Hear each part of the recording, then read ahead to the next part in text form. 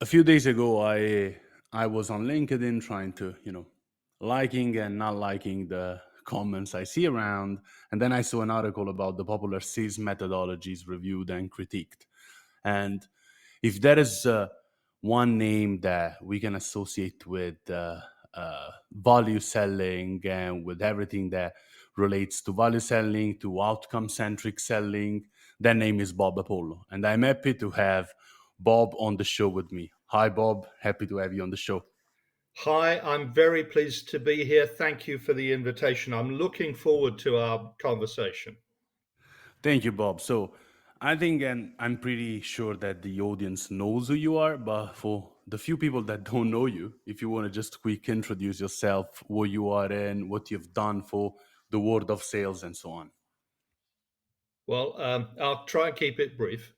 So I run a consultancy called Inflexion-Point that has a very specific focus on complex B2B sales, very often in technology-based environments. And I've been doing that for nearly 20 years.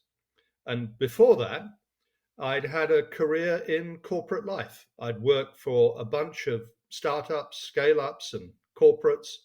I found that I enjoyed the life of technology based B2B sales, but I didn't have very much appetite for sort of the corporate environment. So since I left the corporate world, I've basically been working typically with scale ups, companies who've already proved that they've got something that the market wants, but they now need to create a system, if you like, that's going to enable them to take it to the next level of growth. Thank you, Bob, and thank you, Nuno, for this introduction. And I just wanted to spend a few minutes on also your methodology because, as you know, when I sent you the message, when I approached you, I told you that I got to know you at university with value selling, research papers, and so on. But I recently saw that you created your own, let's say, on-demand training for outcome-centric selling. So I'm just curious about how did you develop outcome-centric, Right. outcome-centric selling? When did it happen, and why? So I can't claim to be the sole inventor of an outcome centric approach. In fact, one of the gratifying things is that if you search, you can find a growing number of people and organizations who are talking about an outcome based or an outcome centric approach to selling. And it has evolved. It's evolved from foundations like outcome based selling or value based selling or solution selling because I think what we see in today's world, and this trend has been accelerated by the movement to consuming solutions as a service, is that the sale really isn't over when the customer places the order. And that's been the assumption of an awful lot of historical sales methodologies. I think in an as a service world where it's so important that we gain the customers' renewals, we expand within the account, they become referenceable, and so on, we've got to realize that the customer's buying process isn't over until they get the business outcomes that they were looking for. And that doesn't happen at the moment they place an order with us. Actually, sometimes it never happens. They make a commitment, they place an order, and yet they don't achieve the results that they were looking for. And that's why I think there's been a sort of almost a three-step evolution. The first step was very product centric. The second step, the stage that most sales organizations are in today, you might describe as value focused or solution focused or any of the other terms that are associated with that. But those philosophies have historically tended to think that the sales motion ended when the order was successfully taken. And that's why I think this third wave of focusing on outcomes, recognizing that it's really as much or more about the buyer's journey as it is about our sales process, is now saying, well, the buying journey just doesn't turn off until the results have been shown to be achieved. So that's a bit of history. And I think this concept of focusing on outcomes has just become significantly more relevant in a world where we're dependent on getting renewals from our customers. We're dependent on their CFOs signing off on the renewal because the CFO sees the value in what's been bought. So, and of course, most as a service companies and many other providers of solutions have now realized the importance of customer success in the whole mix. And so customer success is now an increasingly important function. And it's not just, from my perspective, about is the customer successfully using the product? It's also about, does the customer see and recognize the business value that's been achieved? Now, you see some customer success teams primarily focused on, if you like, operational success. How many people have signed up? They log in. Do we get any complaints? But I don't think that takes it anything like far enough. I think customer success now has got to embrace, did the original sponsor, who might not be involved in the day-to-day usage of the solution, does the original sponsor or sponsors recognize the business value that they sought in the first place? Got it. And thanks for for the overview of the methodology. So basically, we can say that outcome-centric is an evolution of what value selling was, an evolution that takes into account what happens after the signature. So all the other departments that work with you. So it's a long-term sales methodology. Let me put it in this way. Is. And I've got to acknowledge that the various value selling and solution methodologies have typically acknowledged the role of the customer's buying process as well as our sales process. But I think this evolution towards an outcome-based approach explicitly identifies and seeks to deal with the customer's buying decision journey. And the fact that that journey very often starts way before we might conventionally recognize a sales cycle as having been started. And it continues long after a traditional sales cycle is closed. And it involves both the stakeholders who were part of the decision-making process, and it may also involve other stakeholders who only get engaged as the, if you like, the departmental users of the solution.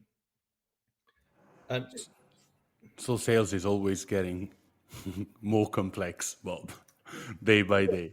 I think actually what's happening is complex sales is becoming has to become more sophisticated to, increasingly reflect what's the buyer up to. But I think there's almost a split in selling where you can see a lot of relatively simple transactional sales powered by AI being almost cutting out the need for personal sales involvement. And then we've got complex B2B sales, which are not so much powered by AI, but facilitated by AI, where we use AI to help us engage with the customer in a personalized way, in the most effective way. So I think there's almost a sort of opening up of a chasm between simple, increasingly automated or technology supported transactional selling and the more significant buying decisions. And by the way, I think that becomes even more important where I think of the buyer's journey with a couple of dimensions. So one of those dimensions is this an inevitable purchase? They know they have to do something and they will. Or is it a discretionary purchase? They're exploring the landscape, but they might choose not to do anything. And then the second, if you like, aspect of this process is, and are they on familiar territory? Have they previously successfully bought similar types of solution? Or are they on unfamiliar ground? Are they moving into a new area of capability, maybe some new nuances and aspects of the buying process that they haven't previously mastered? And I think, particularly if you're in that intersection between it's a discretionary purchase and the customer hasn't got a track record of success of really mastering how to buy these sort of new types of solutions, then yes, absolutely, sales is inevitably complex. And that's where particularly a focus on outcomes ends up being so powerful.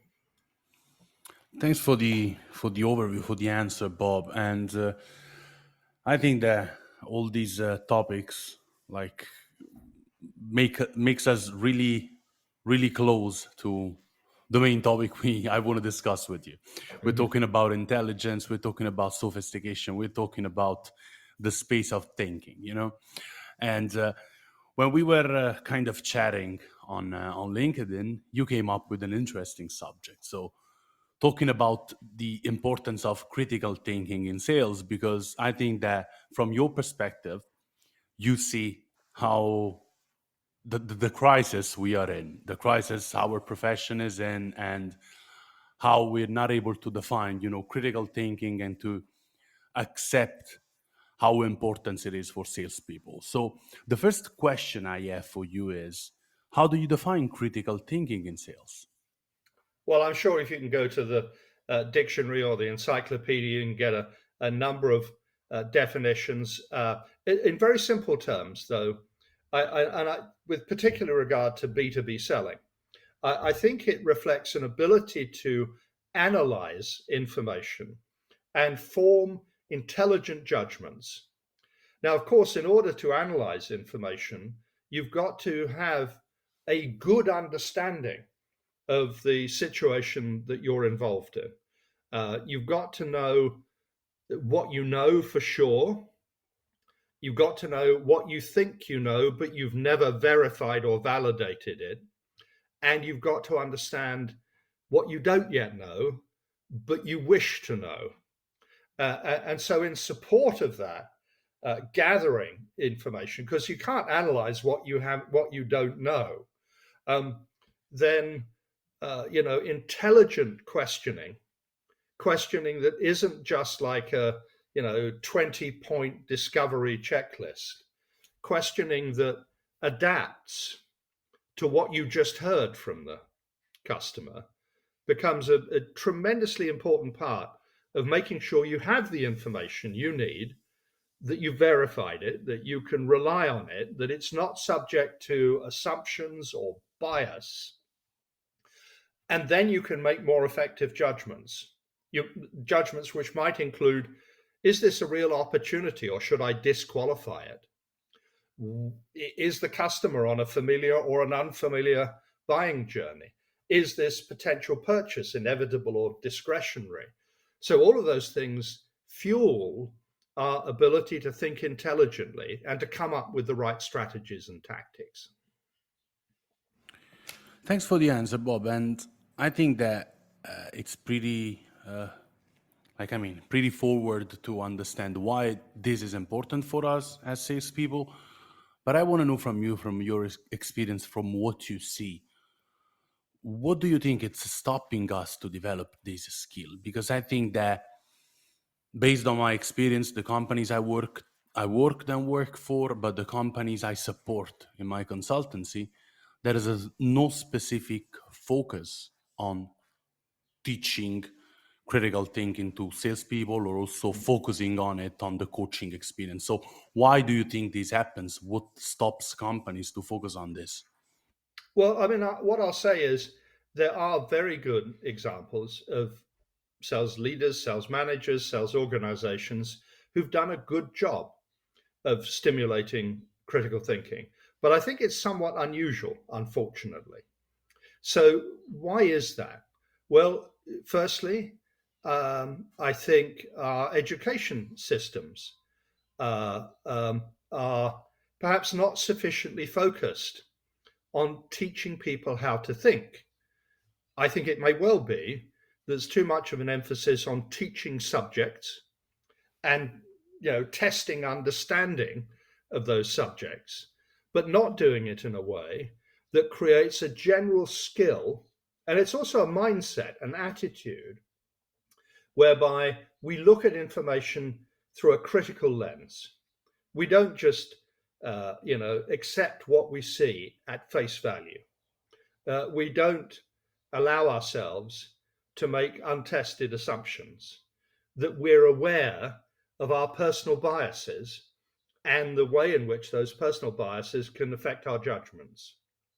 So I think there's an educational challenge, but also when I look at sales organizations and managers and leaders who have established a culture of critical thinking, well, a lot of it does revolve around the coaching relationship between the line manager and the salesperson.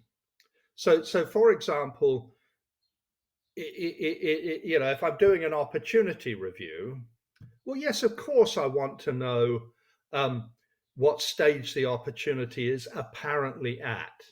I want to know what the probability of winning the business is. I want to know what the projected close date is. But if I don't dig underneath that and try and understand how those judgments are being made, then I can't rely on what I hear. So if a salesperson tells me the deal's at this stage, I'll want to ask them, so what's your evidence for that? What makes you confident that the customer's actually at this point? Now, by the way, this is particularly important if we start thinking about the buying journey. And one of the dangers of only having a sales focus is it's very introspective. That it gets us to sort of work out what we've done and doesn't encourage the salesperson to be really as clear as they possibly can be about where the customer appears to be and what direction they're heading in and what their attitudes are. So I think there's a really important role of the sales manager when coaching, when reviewing opportunities, to ask salespeople why they think that. What's the evidence? And what would happen if that assumption was not valid? A very good example, simple really, of trying to think more clearly is close date. So every CRM that I've ever come across requires you to put a close date in before you can start an opportunity off. But very few of them then interrogate, where did that close date come from? And for me, there are probably three primary levels of confidence in a close date. The highest confidence is that I've had one or several discussions with the customer, and they have revealed things about their business which will force them to make and implement a decision by this date. They must act. And I have evidence for that, and I've verified it with the customer. The intermediate level of confidence is where, yes, I've had discussions about when they want to implement and therefore when they want to decide, but both either I or the customer acknowledges there is a chance that that date could slip. It's a want. I want to be able to solve this problem by this date. And then the third level, the lowest level of confidence, by the way, the first two are then backed by evidence. If the sales manager interrogates, he becomes confident that the salesperson has made an accurate and well-informed judgment about this. And the third level is very simply, and by the way, this is where most opportunities seem to lie, the salesperson hopes that they can close it by this date, either because of their own personal motivations or because they've been forced to apply a close date by their manager who's putting them under pressure to close it, but without any meaningful evidence of a discussion with the customer about it.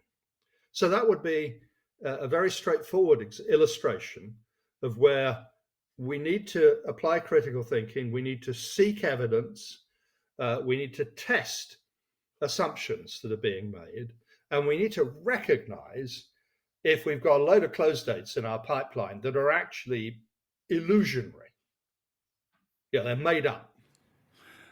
So basically, the first step is questioning what we do, questioning what we see, and trying to interrogate ourselves on, what we see in front of us, the evidences we have. But let me ask you like a suggestion. So let's say that I'm a salesperson in a company that doesn't value critical thinking, so that a company that forces me to put close dates like randomly just to throw something into the pipeline.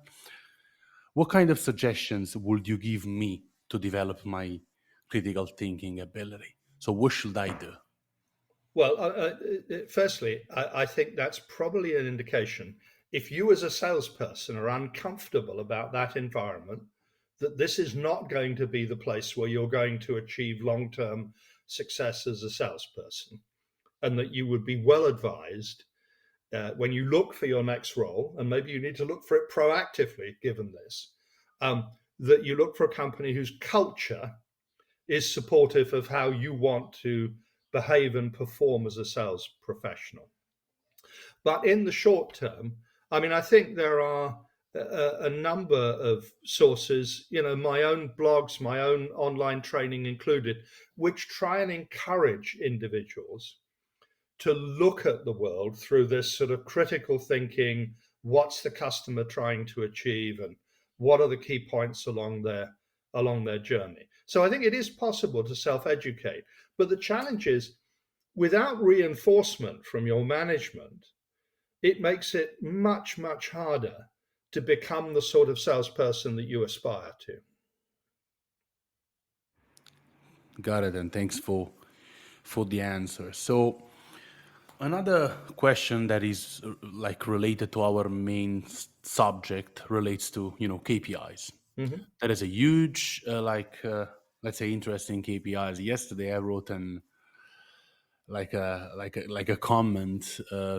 Sales is not even close to a perfect science. Close your KPIs wisely. And I think that a bunch of people put like, some others just try to, send me some messages that they wanted to argue that my assumption was not valid. So do you think that all these focus on KPIs is, let's say, beneficial for the sales profession, and which is probably a counterintuitive profession? So what is your view on all these attention to KPIs and to I think it depends on the KPIs, and it depends on how the KPIs are managed and analyzed and coached to. Because actually, I think complex B2B selling is actually a combination of three things. Yes, there are elements of science to it. Yes, there are elements of art to it. And yes, I think there are elements of engineering to it. If you think of engineering as being the application of principles that allow you to make appropriate decisions uh, through the life of managing any sales opportunity. So I think it's art, science, and engineering. And when I think about KPIs, I think that there's actually a big challenge with the thought that's been put behind KPIs. So at their most basic level, KPIs are sometimes activity based. You are a successful BDR if you make 100 calls. You're unsuccessful if you make less than 100 calls. So too many KPIs are that sort of raw activity type. How many demos have you done? How many presentations have you made? How many proposals have you submitted? Now, I'm not trying to argue that there isn't some form of relationship between the quantity of activity and the ultimate outcome. But I want to make a case that KPIs which are only about quantity and have no measure of quality are actually pretty unhelpful. So what do I mean by quality? Well, if I was looking at a BDR organization, I wouldn't just be interested in the number of calls they made. I'd be interested in the number of commitments that they generate from these target prospects, where the prospect not only says, yes, I will take the next step, but they actually follow up on that. So it isn't a false positive. I'd want to be associating the output of the BDRs with the subsequent success of the opportunities as they flow through the pipeline. If you have a model where you're separating BDRs from the ultimate salespeople, I'd be trying to reward in part the BDRs on successfully managing to generate leads or inquiries or prospects or opportunities, however you choose to define them. And you need to clearly define what you mean by any of those terms and what their conversion is to ultimate sales success. Because I know, because I've seen it, a BDR who acts thoughtfully, does their research, makes fewer calls, but has much higher quality calls, is actually contributing far more value to their organization than somebody who, perhaps supported by AI tools that automate unthinking behavior. They're basically contributing much more value to their organization than somebody who's only focused on the raw quantity of activity. So basically, there should be like a huge focus on quality. My follow-up question for you is: do you think we are killing, or we are trying to kill, the art element in the sales equation that you just gave me? Or because that's my question for you. I think so. Firstly, I think there is this separation of transactional sales and complex sales. So I'll focus my attention on complex sales, and particularly on the environments that I mentioned, where it's a discretionary purchase and where the customer hasn't had years of success buying this type of thing. I think it's a bit dangerous to believe the hype that some of the AI fueled vendors are coming up with, that everything could be automated. We can extract any element of art from selling. I think the art of selling is evolving. I think successful salespeople are still artists in some respect, but they're well-informed artists. They're able to make what appear to be flashes of brilliance, but they're actually based on, they very often have some sort of internal mental model that they've developed based on years of accumulated experience, hopefully supported by the right sort of training and coaching that helps them to make appropriate judgments. And they might well be helped by certain types of AI tools in that, but they're not trying to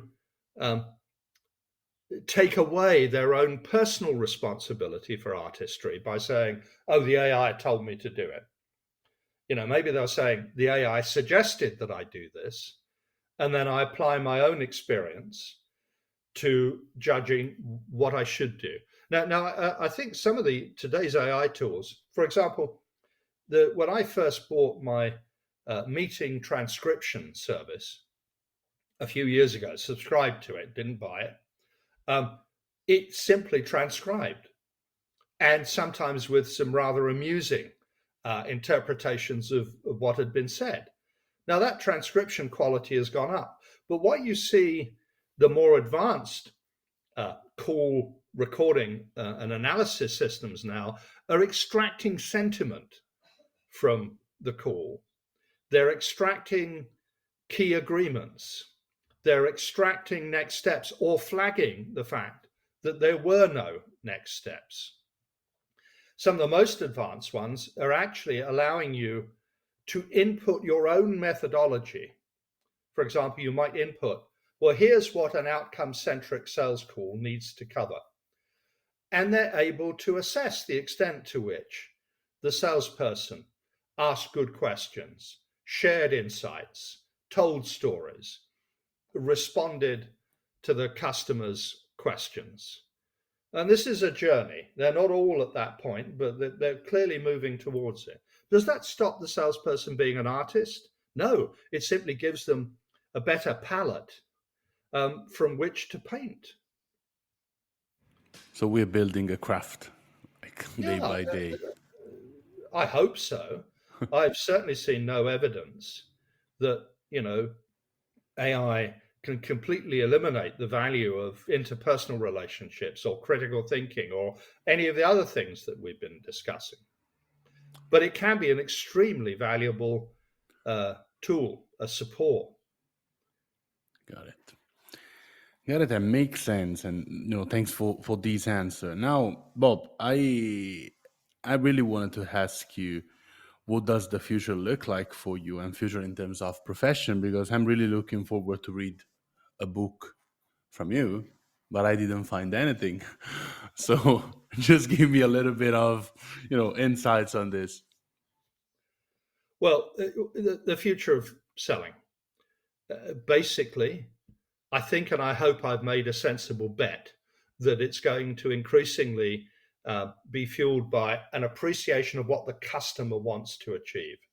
And that's not just asking them what features or functions they want. It's not just asking them what business outcomes they currently want to achieve.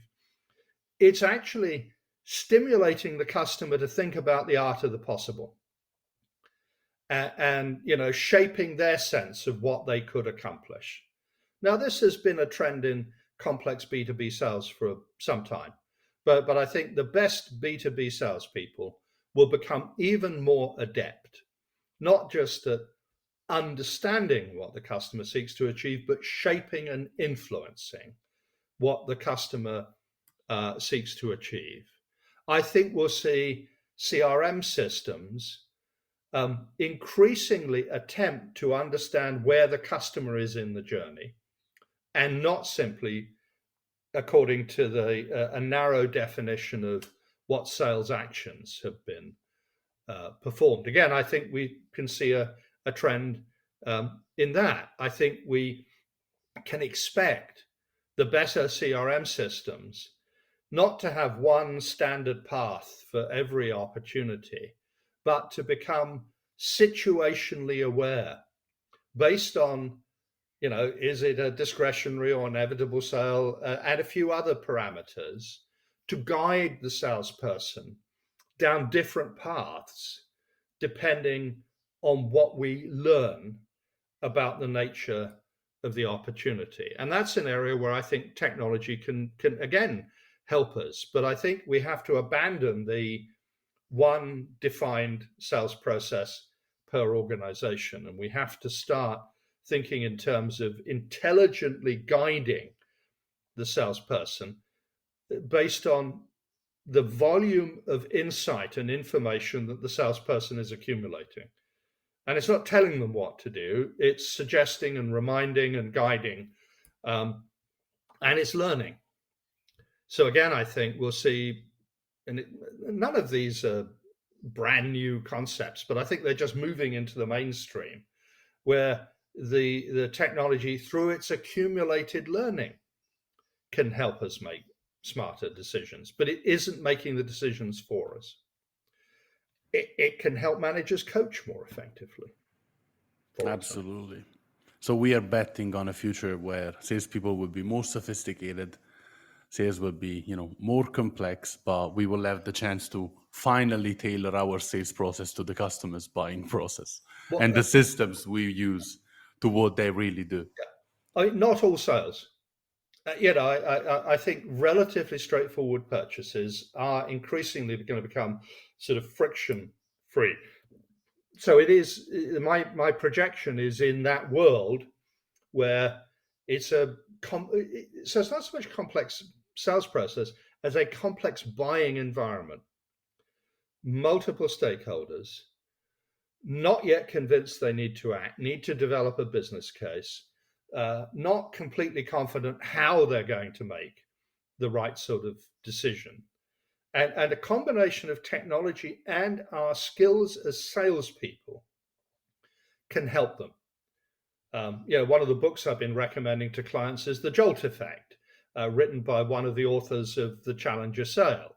And what they point out, and it's just common sense when you think about it, is at the start of a complex buying journey, it may well be that the customer's powered by a fear of missing out. What happens if we don't do something? And by the way, it's good practice for salespeople in the early parts of a buying journey to help the customer realize that if they don't take action, they'll be missing out on something. However, and this is particularly true if reputations are on the line, if it's a high value purchase, if it could go wrong, if there are multiple people involved, the consideration morphs to the fear of messing up. What happens if I make a bad decision? What's that going to do for my reputation? What happens if the salesman's promised me all these things are going to happen and they don't deliver, or I don't achieve them? And that's where this sort of fear of messing up. By the way, there is a variant of it, not FOMO, but FOFU. And I'll leave the readers to work out what the F might stand for. No, it makes sense, and the jolt effect, but also like Matt book is pretty recurrent subject that he came on the show like a few months ago. Yeah. And I think that this is how the future looks like. And one last question from me, because we're almost done with the interview. We're almost there. Is I know that your training is online, Bob, but I'm asking you the question again: when will be ready to read your book? If you have one. As I spend my time here in Spain, I've become a European again, thanks to a Polish passport that I inherited through my father. So as I sit in the Spanish sun, I must get around to writing my magnus opum. And it'll be a right riveting read when it eventually comes out. I'll just talk about the online training for a moment, though, if I may. Go for it. One of the things I've learned is there is, for very good reasons, I mean, it got accelerated during COVID, trend towards delivering training on demand. But what I found is, and particularly when I work with any corporate clients, that it's a combination of consuming and trying out the online training backed up by in the real world workshops. Now, those workshops can be online, but they are live and they seek feedback and so on. And that's where I think the future of on-demand training is. It is, and actually many training providers are doing this. It becomes a bit of a synthesis, a hybrid between self-paced and then collaborating with your colleagues to put the principles into practice, try them out, share experiences, and so on. I think that combination is extremely powerful. Yes, I totally agree on this. And I think that this hybrid mode not only allows the people to, train whenever they want, wherever they want, but also to reinforce that with the real feedback, because at the end of the day, the human to human feedback is always the strongest one. Bob, I thank you for, have been here. I just want to know if you have another few words you want to say to the audience, but I think that it's pretty clear that we got to train ourselves in critical thinking. Otherwise, we will be replaced by I don't know what in the nearest future. Well, firstly, you might get replaced by a better salesperson. That's always a risk. But secondly, we've talked about critical thinking from the perspective of being a better professional salesperson, but actually the skill of being able to work out what you know, what you don't know, verify it, validate it, fill in the blanks, and then make good judgments based on that applies to an awful lot of other aspects of life. So, becoming a more effective critical thinker won't just help you become a better salesperson. it will help you make and implement smarter decisions in all sorts of aspects of your life. So study critical thinking for yourself and for your profession if you're in sales. That's the advice that we can give. Thank you so much, Bob, for have been here, and I really hope that you will come on the show maybe in the future to discuss another interesting topic. If only we could think of something else to talk about, right?